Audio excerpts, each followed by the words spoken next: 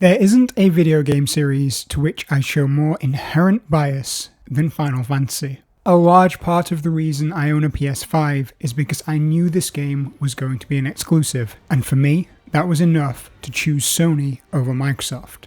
I took a few days off work to play this game, starting with launch day, the 22nd of June 2023. I did so with a mix of trepidation and excitement. I like games, and throughout my life I've played somewhere in the realm of 400 different ones. I've seen a lot of the good and the bad this industry has, and all fandom aside, some of Square Enix's recent work hadn't left me with a great deal of hope. If this was their effort to redeem my faith, it worked wonders. Let's get the basics out of the way first. Despite being the 16th mainline installment in this series, there is no need to have played any of the previous titles for context. This game shares certain concepts, such as the prevalence of crystals and chocobos. There are also the recurrence of names like Ifrit and Cid, but this is a standalone tale. It's also the most adult game in the series yet, and is worthy of its PEGI 18 rating. The story is set in a fantasy-themed medieval world, with the usual trimmings of magic, a feudal class system, and war for territory and resources. We are introduced to protagonist Clive Rossfield, and flashback 13 years prior to see his childhood as a form of introduction, and a form of tutorial. Clive is the eldest son of a duke, and the protector of his younger brother Joshua, one of a handful of people in this world who control Eikons. These are immensely powerful, elementally aspected beings that border on godlike entities. In a tragic beginning that really does set up this world and tale very well, Joshua's Eikon and his father's army is defeated while visiting a small fort. Clive is the only survivor of a bloody battle and is turned into a slave. This game calls those of this class the branded or bearers for the marks they have on their faces. This story doesn't pull many punches, and death and the brutalities of war are never far away from you. There's also a level of politicking and plotting here that leaves many ordinary people to bear the consequences. This is told heavily through the use of cutscenes, and these often steer you directly into some of the more violent scenes to make a point. The use of these is very Final Fantasy though, with the cinematic nature of the narrative making it quite hands-off at times. There are scenes where you can go minutes without needing to touch your controller. I think it would be fair to say something like, come for the narrative, stay for the spectacle, and that sums up pretty much all of this game's underlying goals. I say this is cutscene heavy because I know that that type of storytelling isn't for everybody, but it's important. You really need to buy into this world and the story for the rest of the game to work, and if you're unsure and already own a PS5, you can still download this game's demo, and I would strongly recommend doing that before committing to the full game. Without spoiling the how and the why, the theme running through the game is Clive becoming something between a saviour and an avenger for those without a choice or a voice in this world, while coming to terms with his power, which lets him tap into different Eikon abilities. I believe the story is very well told, and both the journey and destination are worth the time investment. In general, this is handled through Clive playing hero, and assisting like-minded individuals who also want to free this world's slave class from their shackles. He is a conduit for a range of emotions, from a sense of duty, loss, weakness, power, love, and hope. These characters around him are all designed to tailor him into what he needs to be for the game's finale. This does keep everything fairly well paced, save for a single main story quest that sees you help Cid's daughter Mid. This is really 3 quests in a series called Letting Off Steam, but in my opinion, these slow things down to a crawl, wrecking the pacing. This does come after one of the game's most action-packed sequences, but it felt to me like a bit of an overcorrection, rather than an attempt to return to the mean. There's also another sort of pacing issue in a key cutscene later on, but not in the story, in the actual cutscene itself. I've blurred the subtitles here, but as you can see from the facial animations, it looks like these are on fast forward, but this is actually the speed the game shows them to you at. This would have been one of the most emotionally charged scenes in the game if this were slightly slower and felt more natural. Outside of the main narrative, there are side quests. These behave very similarly to those in the Final Fantasy VII Remake, and are a mix of character development and unlocking upgrades for Clive. These combine with hunts to make the bulk of the side activities. This does leave the game feeling a little bare, but but the quality of these side quests is worthy of praise, and they do help to build this world. There's a particular one early in the game where Clive approaches a village not far from one of the capital cities. A man requests the help of a bearer to save his son, who is being attacked by a beast. Clive dutifully rushes over and slays the wolf, only for the boy to instead become incredibly angry. He was not in danger. He and his father wanted to watch the wolf devour and eat Clive. On the floor nearby are 2 marked corpses, who were put to this task prior to you and stood no chance against the vicious animal. They died for sport, considered no more than expendable toys for this spoilt brat and his enabling father. This is one of the first real times the game doesn't just tell you about how these people are treated, but shows you. This was an optional side activity, but it stuck with me even 40 hours later, once I'd seen the credits roll. It's these elements, along with prolific use of the F word, that truly earn this game its adult rating. But it's also these that make the world feel real, and drive the point past my desensitized brain chemistry. We've all likely seen and played fantasy games where a threat or an evil is present. But after you've played a few, this type of thing normally becomes white noise, and you just click past and proceed to the next story point. This one hit me like a spade in the face, and I give it high praise for that. This is helped by how likeable some of these characters are. Torgal, Clive's canine companion, and Jill, his childhood friend, are 2 of the most prominent, but the show is certainly stolen by Sid, who is the one who helps to channel Clive's anger and give him a purpose. The character I really liked was Gav. He's a scout who works for Sid and wears his feelings on his sleeve. His role is played really well because you feel his mortality. Jill and Clive feel like unbreakable powerhouses, whereas he's very much just a regular man thrust into the same circumstances. You interact with him throughout the game as a trusty ally who's fighting the good fight because he believes what he's doing is worth his life. One of the last side quests you unlock in the game focuses on his relationship with Clive, and I just really enjoyed how that went. I'm not showing footage of that for obvious spoiler reasons, as it's quite late in the game, but this interaction felt real, instead of just forced for the sake of the story. Well done to Christopher York for bringing Gav to life. In general, there are a good mix of English accents here. Otto, is now a good time? It's not a bad one. How's Jill doing? With some regional variations thrown in for good measure. These weren't anything particularly special, but I do think that was the point. They were all just designed to be regular people trying to make their way in the world, and for the most part they were believable. The lip syncing is not great for all characters, and tends to waver between passable and poor without much rhyme or reason. It wasn't so distracting that it pulled away from the main story though.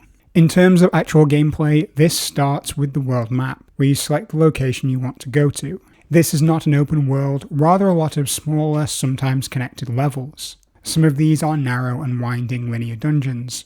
Others are slightly larger field areas where you can ride on a chocobo to explore.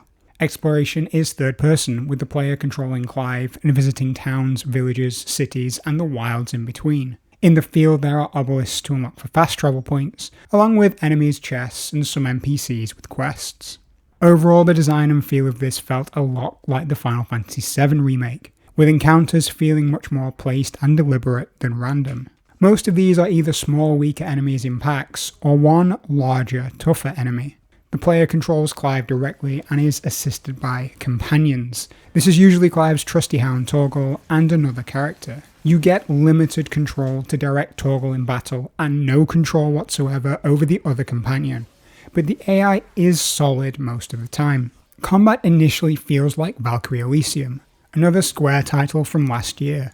The elemental affinities and the action nature of the combat show some overlap, but this is smoother and faster. It's also more impressive from a cinematic standpoint. Clive is limited to only one type of weapon, his sword, but you can cycle different elements through the different blessings he has, and each has their set of skills that can be swapped at the menu screen. If you've played Devil May Cry 4 or 5, the way you charge and hold magic abilities here feels very similar to how you'd hold a charged gunshot for Nero in those games. This is a fast-paced action RPG, with the player able to invest points in skills to make themselves more powerful. The skill tree is primarily focused on icon abilities, making it a little limiting for my liking, and most players will settle upon their favourite elements and abilities and invest points into those. Mastering these skills allows them to be used while channeling any other icon, meaning you can rain Ramuh's Judgment Bolt while aspected to Shiva. This provides versatility and choice, which I like. Ability points are gained along with experience and gil from fighting and completing quests. You also gain handfuls of crafting materials from most encounters, and these can be used to upgrade your weapon or craft a new one at the blacksmith. These come colour-coded for rarity, but ultimately this colouring is unnecessary, as each named item is unique. Crafted items have stats, but these are very basic. It's always best to equip the sword with the highest attack or the piece of armour with the highest defence. The exception to this comes with accessories, which are really your only way to customise Clive. Unfortunately, most of these don't quite hit on the word stats in the stats side of an RPG, and that forms the main weakness of this game. There are no elemental resistances or weaknesses in this game. A plant-type enemy takes just as much damage from fire as it does thunder or ice. For a game where you can literally swap between the manifestations of each element, these only have a gameplay effect based on their skills, not an elemental strength or weakness. And aside from Clive's sword, the few gear changes you are permitted are not visible on his character model. There is another element to combat, and that's this game's cinematic fights.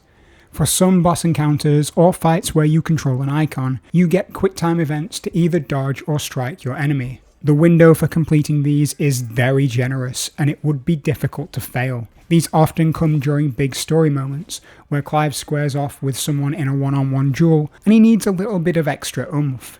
Usually he embodies Ifrit, which turns the combat into a kaiju fight that Godzilla would be proud of.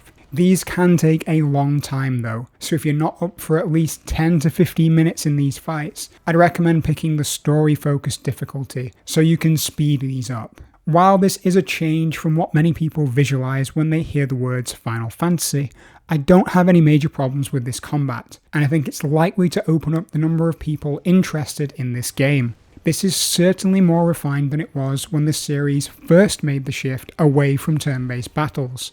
It's now a lot about being that one-man army with two helpers, rather than the ensemble cast you have to lock into specific roles.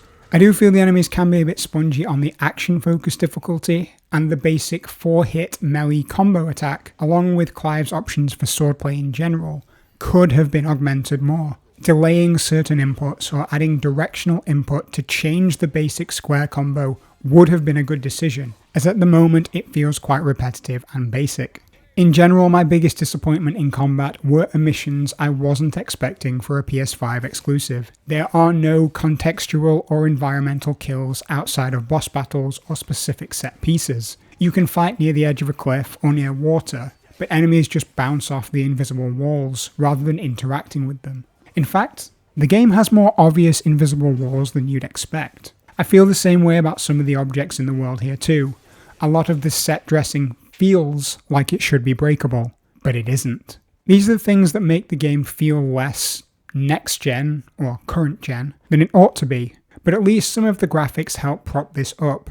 Speaking in specifically console games, the character modelling here is top-notch, especially for Clive. Recurring characters like Jill and Gav fall off slightly from that, and the vendors and regular NPCs even further so, but Clive's model is detailed to a fault. The environment is very pretty too, but hides the edges of the playable area with very obvious techniques. This is the best looking console game I've played in a while, but I'd rank Jedi Survivor's overall fidelity for Cal a little higher.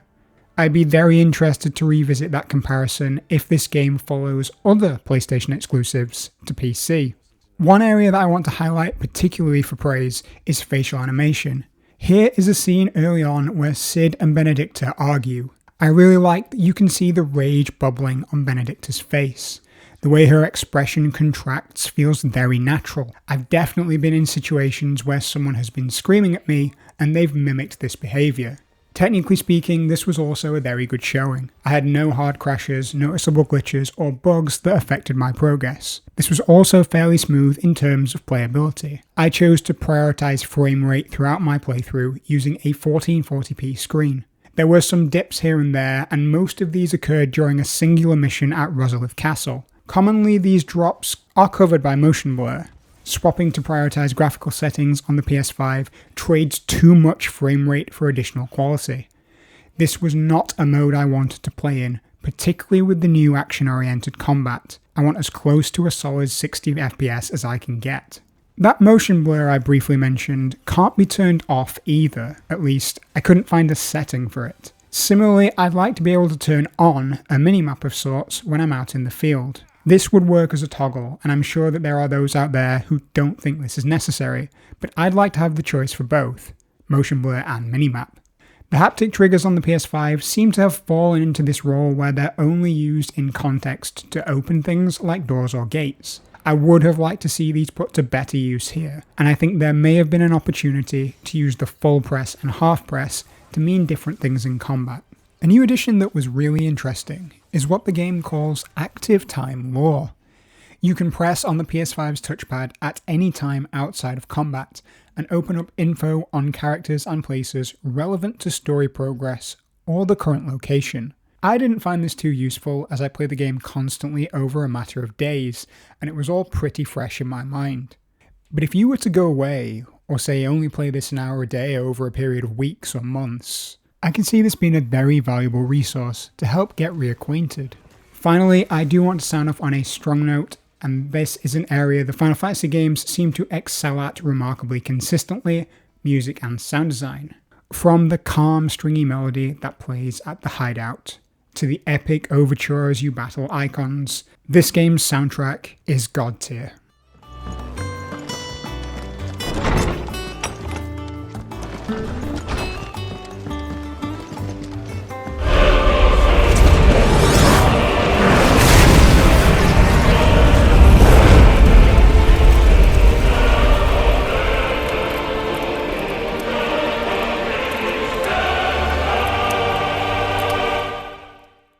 As much as it pains me to say it, I don't think Final Fantasy XVI stands as an obvious Game of the Year candidate, because it's very safe mechanically. It excels in storytelling and cinematography, is solid in combat, and weak in terms of RPG elements and stats. Everything else, it falls into what I would just call competent. I value the narrative of the game and its characters the most, and if you fall into that camp too, this is an easy recommendation, even if you've never played a Final Fantasy game before. This one is almost entirely devoid of anime tropes, and instead feels more like popular Western media, so there's never been a better time to try this out. I firmly believe this title will contribute towards repairing opinions of Square that have fallen after Babylon's Fall and Forspoken, and I'll go on the record and say that I'm almost certainly going to buy this a second time, should it find its way to PC. Clive's Adventure is one I can safely recommend to RPG fans, and its new, faster combat will make it more appealing to the more mainstream gamer. I completely understand that there are going to be a lot of Final Fantasy veterans who wanted this to be another party-based RPG that really emphasises the J in JRPG. I for one appreciate this series for changing. Not every change is for the better, but attempts have been made, and for what it's worth, I believe the whole experience here proves that those decisions were the correct ones. This title was and will continue to be controversial for many reasons, but strictly based on what I want in a gaming experience, I am very happy with the result. I suppose it's about time I repaid your faith.